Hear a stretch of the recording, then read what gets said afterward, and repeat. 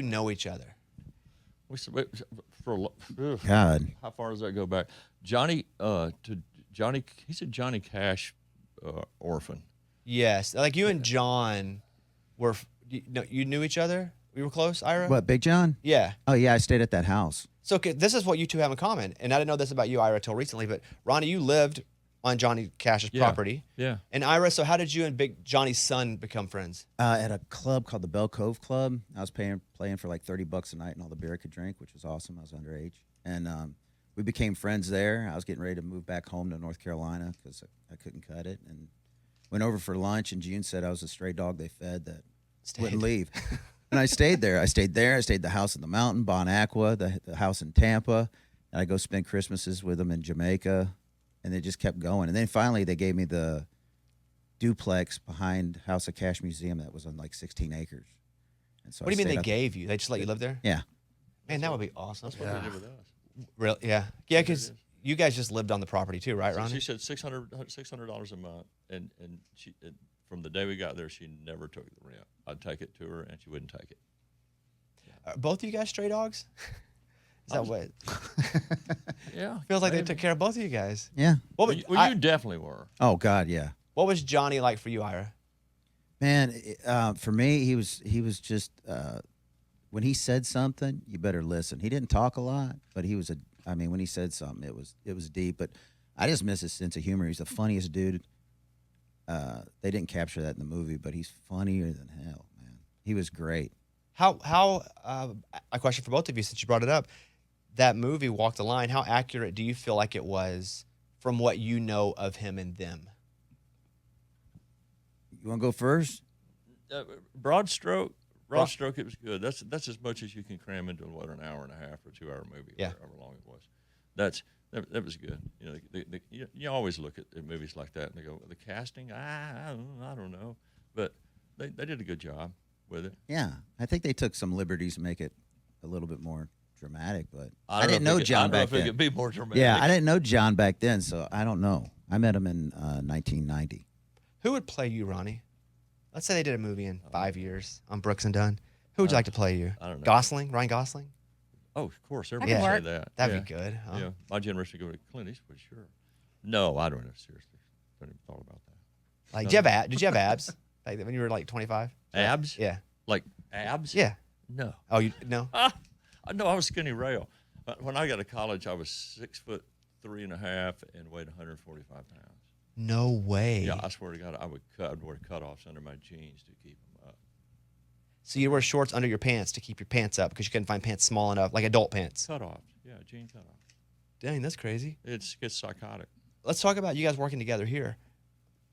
Because it's you. This is Ronnie with Vince and John Osborne and Ira, who's here. This group of folks who I like all four of them, but Brent Mason. yeah. So what's up with this collaboration here? Why everybody on this specific song? I just always had a dream of recording with these guys. I mean, I remember when Brand New Man came out in 91. I was driving a Chevette with no floorboard living at John's. So do you reach out to Ronnie and just go, hey, Ronnie, who do you call first, Ira? I called, I think it was Ronnie first. No, I think you called me last. Okay, then it was probably Vince first because They growing all up, got together and cut the tracks with Vince, so they set the Guinness Book of World Records for the Most highest people on it. amount of notes that a guitar player can put in a 3-minute song. Oh, I thought you were gonna say most people on a song. I was gonna be like, that's also yeah, That's one too. yeah. Are you serious about the Guinness record? No, No, Oh, God. but it's No, like With John, I believe that was a I don't possible think we thing. can count them. yeah. There's a lot of notes and a lot of words. So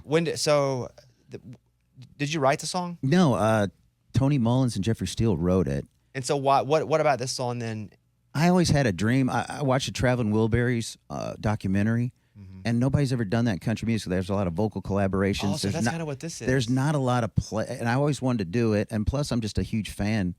You know, it's Ronnie freaking Dunn. you know? That's how I feel too. It's how I feel about me mostly. It's super cool because he's like, you're Bobby freaking Bones, and I'm like, Ronnie, relax. Yeah, Yeah, but yeah. it's- Same What's plan. that name you were going to call it the other day?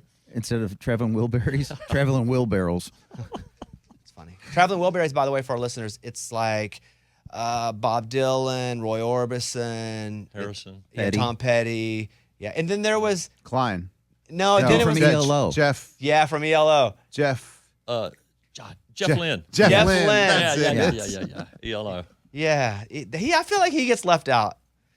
Well, he gets left out, but you see when all these things happen, like with Clapton or anybody, they put like a little European super band, and a few Americans involved every now and then, like Petty.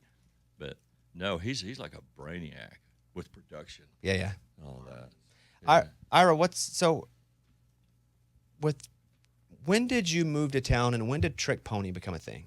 I moved to town in 1990, and then Trick Pony. I got fired from Tanya the third time in 3 years. I played bass for her, and that was 96. Trick Pony formed in 96. Then we got our deal in 2000. When you were playing with her, why were you getting fired over and over again? Why would she keep rehiring you? Well, I was a train wreck. I had you're in your 21 and you're rocking out, or 25 or whatever I was, and that was my first like real gig, and I just had a blast. And so yeah, I stole her limo in L.A. and stuff like that. You stole her limo? Yeah. Were you sober? No, far from it. Okay. Well, Back in the day. Get on in the dirt. Were you here. driving her limo, No, or I did you just walked take out. it? I walked out to the limo driver because I know it was fully stocked and the bars were closed. And so I said, "Hey, Tanya said I can take this for a spin," and he's like, "Okay." So I jumped in the back and picked up a bunch of friends, and we partied all night. And then I missed my flight out. And then the band leader fired me, and then she hired me back laughing. She thought it was great, and then gave me a raise. So it was a great gig. I had a blast. What But about the second time you got fired? the limo thing was the last time. I can't remember the other two. So was the formation of Trick Pony because Tanya wouldn't hire you a fourth time? No. I called Keith Burns from Trick Pony. He was with Joe Diffie. I was with Tanya, and he approached me about 6 months before my last firing. And he came at me and goes, "I got this idea." There was no trios at the time. This is before the Dixie Chicks. He goes, and I've always dressed like Huggy Bear back in the day. And so he goes, "You dress like you," and he was a cowboy looking guy, and he goes, "And we find a chick singer, and what do you think?" And I said, "It sounds like the Village People," and I turned him down. I was like, it sounds like we need a Indian and a TV Yeah, a cop, a repairman, leatherman. yeah, the whole thing. And then I got fired, and I called him up and said, "Hey, you still looking for a singing bass player?" He's like, "Yeah."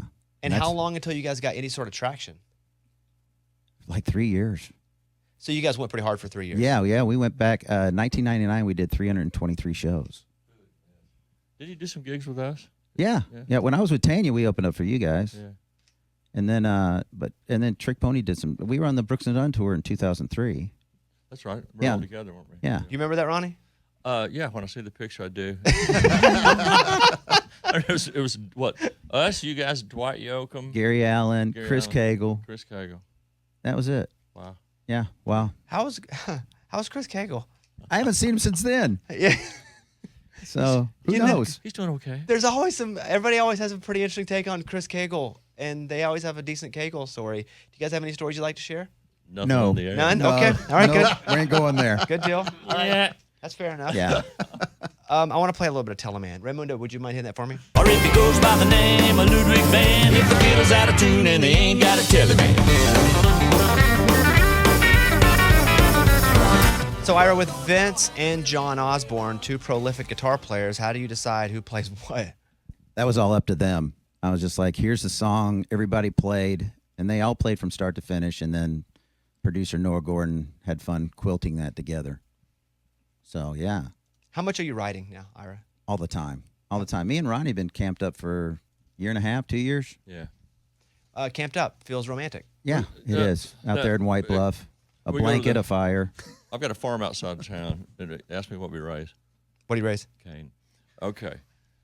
So we get out there with. If I had a snare, I'd have hit it. But yeah. Go ahead. Try the soup. Yeah, go. You know, one of the earliest things piece of advice I got was like, don't try to be funny, especially around a comedian. Yeah. Anyway, ask me what we raise. Rehearsal makes perfect. Anyway, we go out to the farm every time we're open and free. And it's, for the last what month or so, it's been me, Ira, and David Lee Murphy, and we sit around and just have a blast. You know, it's private. We're in the middle of nowhere. Do you just write? Yeah, just right. Do you have a studio out there that you could, if you're No. inspired, you could record something? We sing it into our phones. Yeah. And then we'll take it to the studio if it's worthy. And Ira, what's your goal with the song? I just wanted to let everybody know I'm not dead. That's it. Yeah, I feel the that's it. same way. Yeah, just I'm here. I'm still around, and So, I'm not leaving. I guess, is there a full record?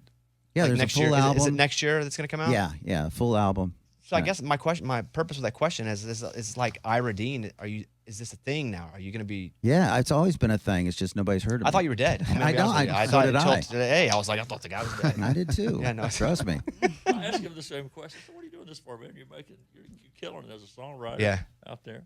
It's got the same answer. It's got a full album. It comes out. It's got, of course, Ronnie and Vince and John Osborne, Gary Allen, Uncle Cracker, Ted Nugent, Steve Ferroni from Tom Petty and the Heartbreakers flew in from LA to play drums on it. It's just all the people that I've been really lucky to be in town so long and write with, and all the cats that I respect and always wanted to make a record with, and called them up and said, hey, I'm calling in a favor.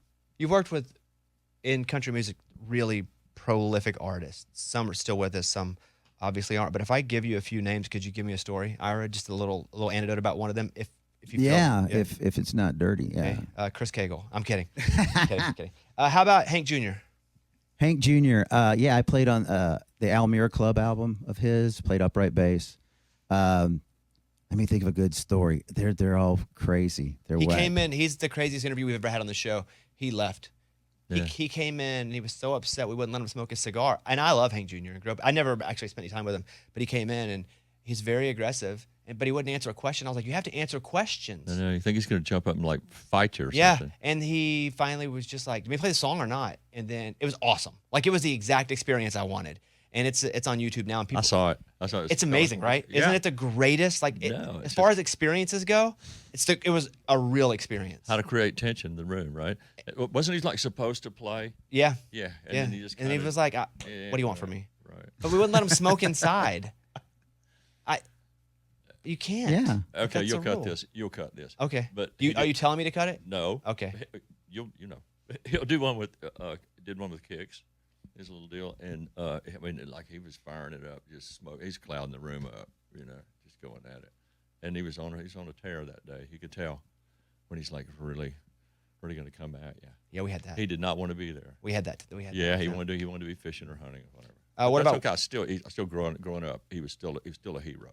I loved his music. On this album, I wrote a song about Hank because I spent a day drinking with him, and then all night. And then, the next morning, I had like a 3-day hangover. So we wrote this song called On a Scale of 1 to Hank because he showed me, I thought I was a drinker till I met him. And then, so we always say how hammered was I last night on a scale of 1 to Hank. What about somebody like Darius? Man, Darius, the biggest Frank Sinatra fan ever. We recorded together, and then we went to this little piano bar and had a few adult beverages, and he ended up doing like 2 hours of nothing but Sinatra music with the piano player. That's cool. Like obscure Sinatra. Wow. Willie? Yeah. We recorded Grammy night on the way there. Like the producer called and goes, "Hey, how close are you to an upright bass?" And I was like, "I'm looking at one right now." Why? And he goes, "Willie Nelson's in the driveway, and he says he's supposed to record with Trick Pony. No notice, no nothing." So on the way there, I got a speeding ticket for 67 and a 45. And then we got on his bus, and when you're with Willie, you got to smoke with Willie. And so on the way home, I couldn't get my car over 37 miles an hour. I got pulled over again. So you got the opposite? Yeah, I couldn't get up to 45. Why couldn't? I was baked. Like you couldn't get your foot I to was go. baked. Like your foot wouldn't go. No, I would look. I'd put my blinker on and try to switch lanes, and I look over my shoulder, and I like, okay. And then by the time I got my head forward, I was like, is there cars coming or not? So I just kept doing that, and I had my blinker on for a long time. And Blake Shelton, last one.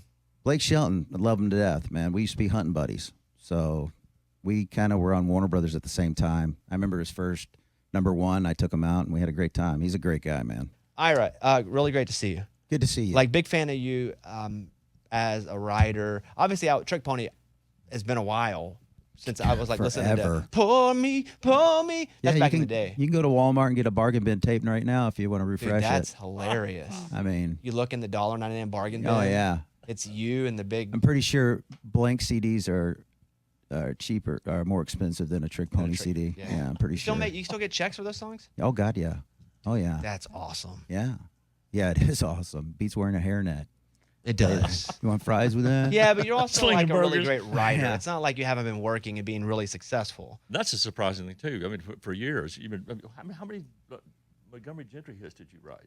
I had 7 or 8 on Montgomery Gentry, and then Eddie's solo record. I wrote 8 of the 12, I think. And that's not counting other artists. No, that's not. Yeah. What's your most profitable song that you didn't record, that you only wrote? That I only wrote Mm-hmm. only because I owned the publishing would probably be One in Every Crowd, Montgomery Gentry, because I owned the publishing on that. I didn't have a writer's deal at the time. Okay, what about a song that is like you run a publishing deal, it's just made you a bunch of money? Oh gosh, I mean, I have to look at my statements, but I mean they all Guess kind it. of pay. Guess it. Biggest hit. Biggest hit. Biggest hit? God, I have no idea. You can say 3 of them. I don't know. There are I no really rules. don't know. Typical ADHD Yeah, like writer. just- I don't know. On to the next thing. Right now, They're all my favorites. They're all my babies. They all wear helmets. Yeah. I mean, they're all good. all right. Your So next one. I know. That's it. the new song is out from Ira, Tell a Man, with Ronnie and Vince Gill, John Osborne, Brent Mason. Ira, good to see you. Man, good to see you too. Thanks for stopping by. Thanks for having me. It's a Bobby Bones show.